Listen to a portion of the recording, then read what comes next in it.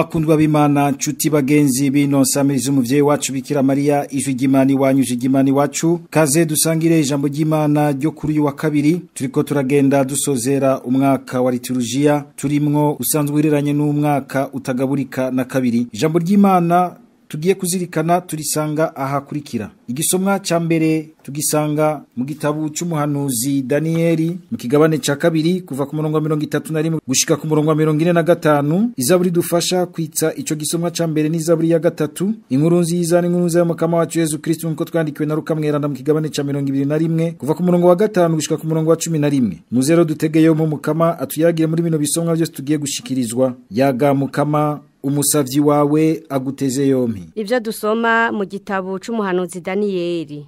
Muri irya minsi Danieli yabariye umwami Nabukodonozori ati: Ewe mwami, ngibi ivyakubonekeye. Igishusho gihambaye kandi gisayangana cane cari gihagaze imbere yawe kigatera ubwoba bwinshi. Umutwe waco wari uw'inzahabu nziza, igikiriza n'amaboko vyari ivy'ifeza, inda n'ibibero vyari ivy'imiringa, amaguru nayo yari ay'icuma, ibirenge navyo vyari ivyuma bivanze n'ibumba.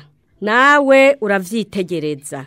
Niho wabona ibuye rihanuka ku musozi ridasituwe n'abantu, rikaza kwikubita ku birenge vy'ico gishusho rikabimenagura. Nuko rero ivyuma n'ibumba, imiringa, ifeza n'inzahabu bica bimenagurikira icarimwe, bicika nk'umuguruka wo ku mbuga basekurirako muci, umuyaga urabitumura ntihagira akahasigara. Iryo buye naryo ryari ryikubise ku gishusho rihinduka umusozi amahanga ryuzura isi yose. Indoto ngizo none ngira ngo ndazirotore imbere y'umwami.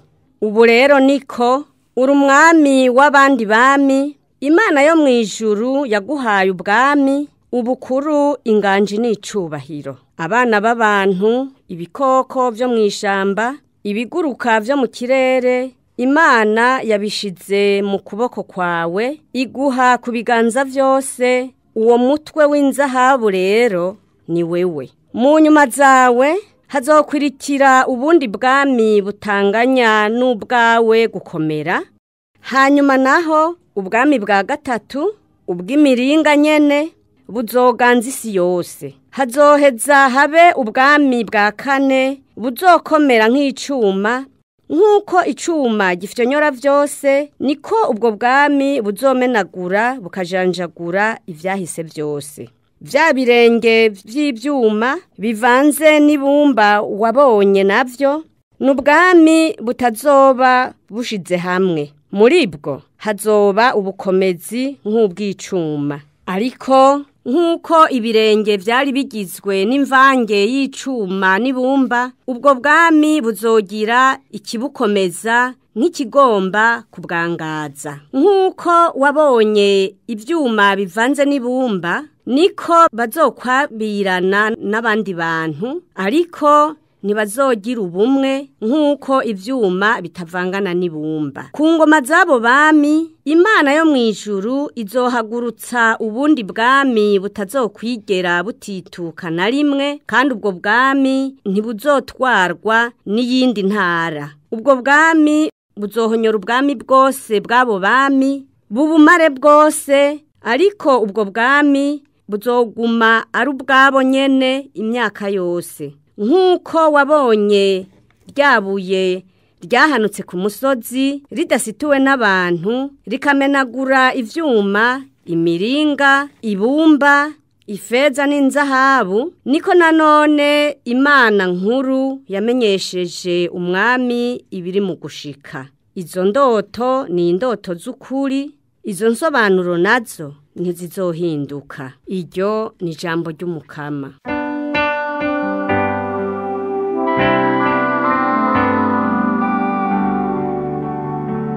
Niwakwiye gushemezwa n'ukuninahazwa mu myaka n'imyaka. Niwakwiye gushemezwa n'ukuninahazwa mu myaka n'imyaka. Emwe mwabiremwa vy'umukama vyose nimuhezagira umukama. Emwe mwabamarayika b'umukama nimuhezagira umukama. Niwe akwiye gushemezwa n'ukuninahazwa mu myaka n'imyaka. Namwe majuru y'umukama nimuhezagira umukama. Namwe mazi ya ruguru y'ijuru nimuhezagira umukama. Namwe nkomezi z'umukama zose nimuhezagira umukama. Niwe akwiye gushemezwa n'ukuninahazwa mu myaka n'imyaka.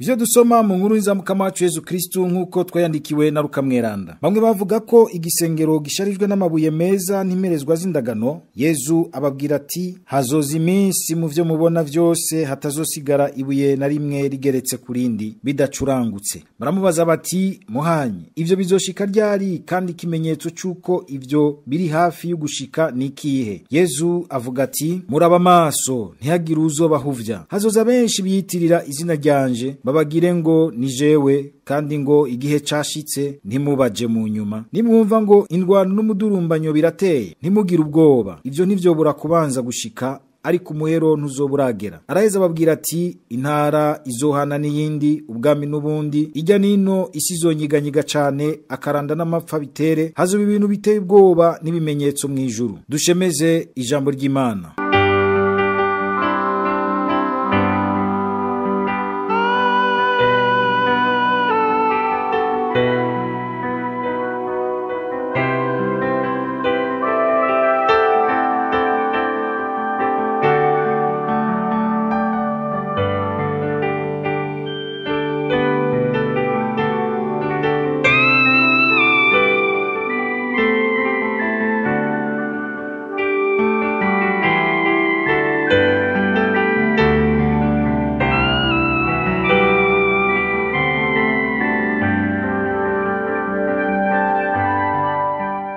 Bavukanyi ntore z'Imana, turiko turagenda tugana umusozo w'umwaka wa liturujia. Ijambo ry'Imana naryo rikaza kudufasha kuzirikana ibijanye n'ibihe vya nyuma. Ivyo bihe vya nyuma bizorana n'ihindukira ry'umukama wacu Yesu Kristo mu buninahazwa. Ijambo ry'Imana uyu munsi turumva yuko mu gisomwa ca mbere eka no mu nkuru nziza rije mu nyandiko imwe ihishura ivyari binyegeje, ariko kandi ugiye kuraba ikandika mu mvugo nshushanyo ishobora gutahurwa nabo baba bazi icivyo bimenyetso bisigura mu mico y'Abayahudi. Ijambo ry'Imana ryo mu vyahishuwe ari nka kwa Danieli canke no mu nkuru nziza tukabona yuko rifatira ku bizoba biriko birashika kugira ngo rimenyeshe ibindi bigiye kuza. Mu gisomwa ca mbere turumvise ingene Danieli arotorera umwami ivyo yarose, ahakuru akamwereka ingene mu vyo yarose Imana yamweretse mu buryo buhishije ingene ubwami buzogenda burabisikanya buhereye nyene kuri ubwo bw'umwami Nabukodonozori gushika bushike ku bwami bundi bukomeye buzokuraho ubwo bundi bwose, ariko bwobwo atakintu na kimwe kizobukomakoma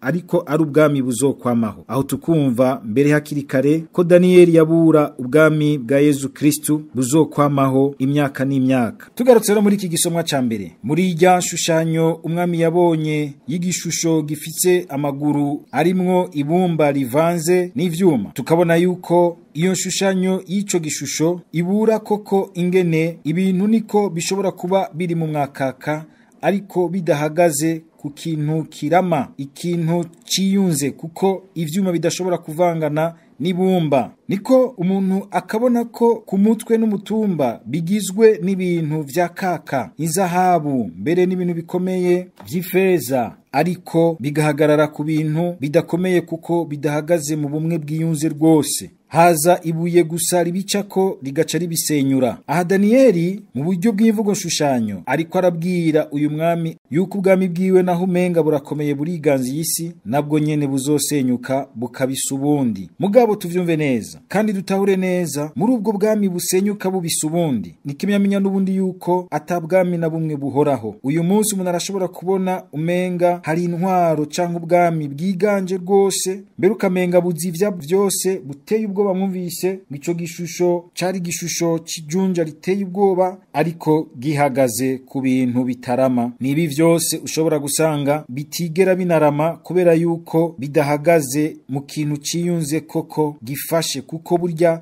ahantu hose atabumwe buhari naho ibintu vyoba biri mu mwakaka biba birariye gusenyuka vuba, haza akantu gatonya kakabikoramwo byose bigasanzara. Nkuko mubona kama turiko turubaka mbere ibintu vyiza, ibizu vyiza, ariko kuko imitima idashize hamwe ngo ikomerere mu bumwe, hakaza akantu kaducanishamwo, nta mu gihugu cacu abantu bakaryana bagasambura ibintu bubatse imyaka n'iyindi bakabisambura mu kanyisasa, ivyo bikagenda bikabisa ibindi. Ariko turumvise yuko Daniyeli muhishutse ko hazoza ubundi bwami bukomeye atakizobushobora, ahubwo ngo buzokuraho ubwo bundi bwami bwose bwaje imbere yabwo, ngo ku ngoma zabo bami Imana yo mwijuru izuhagurutsa ubundi bwami butazokwigera butituka na rimwe, kandi ubwo bwami ntibuzotwagwa n'indi ntara. Aha rero bavukanyi, twibuke ca gisabisho ca dawa twese hamwe duhora tugira tuti ubwami bwawe nibuze. Ubwo bwami bwaramaze gutangura igihe Yezu Kristu yadupfira ku musaraba akongera akazuka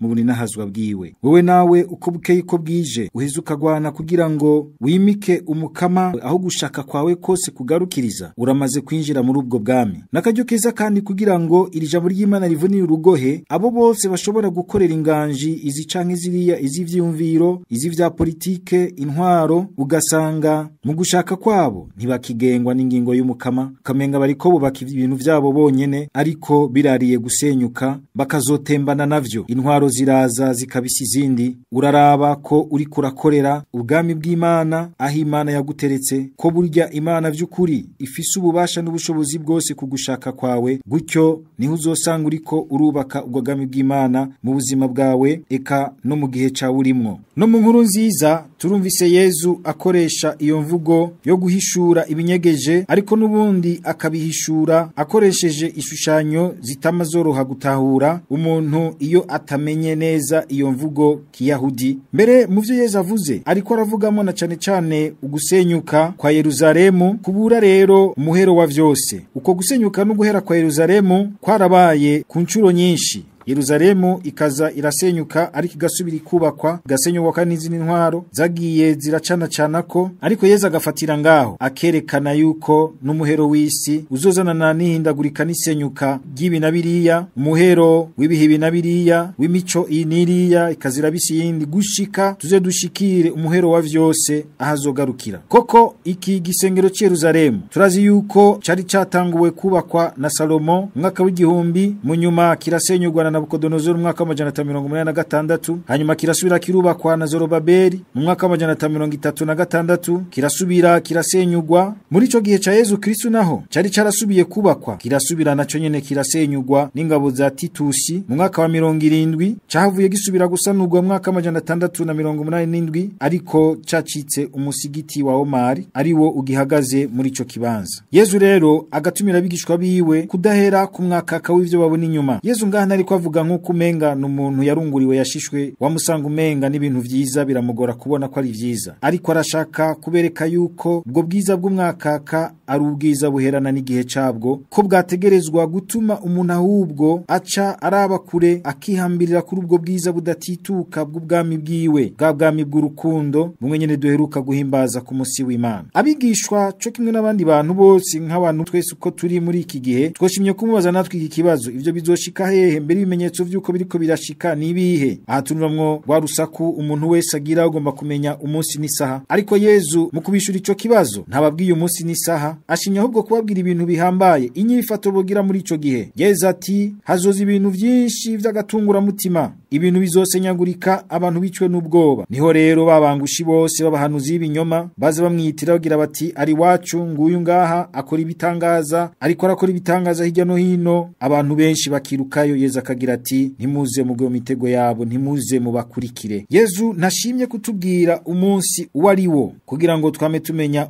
guha agaciro umunsi wose w'ubuzima bwacu nk'umunsi yoshobora kuzirako, ariko aratubwiye ahubwo inyifato twogira ngo tugabe, ngo tube maso ntihagire abaduhuvya, ngo kuko hazoza benshi baheza bakiyitirira izina ryiwe. Mbe bavukanye, ubwo ntavyo turabona yuko iyo nubundi ari mu bihe bigoye ariho hagwirirana abahanuzi b'ibinyoma, amadini menshi azukuruka hirya no hino. Koko ukabona yuko mu bihe bigoye nk'ibi turiko turacamwo, ibihe vy'ivyago vyinshi, ibihe vy'ibibazo vy'ubukene n'ayandi mabi menshi, ukabona abazukuruka irya nino bose bagira ngo bazanye inyishu z'ibibazo zivuye ku Mana. Imana ni nk'uko umenga ipanze iwabo, kandi nta handiri ni wabo gusa. Twitonde kugira ngo ntituze turagwa mu mitego y'abazi koga ku bihe bigoye, bakabona ingene abantu bari mu bibazo vyinshi bagaheza bakagomba kubikorerako kugira ngo babakure ku ibinabiriya, baheze bahindure mbere ivy'Imana urudandazwa rwo kwironderera amafaranga n'igihagararo, ivy'Imana bigacika nk'urudandazwa. Bavukanye, iri jambo ry'Imana rero, iyi nkuza Yezu Kristo iduhe twese kumenya aho dushingira, kugumya neza ijambo ryiwe, kumureka ngo agire ububasha bwose kugushaka kwacu kugira ngo tube abari mu bwami bwiwe vy'ukuri. Tumusabe kugira ngo n'igihe turiko turaca mu bihe bigoye ntitugoke ngo tumene ibanga,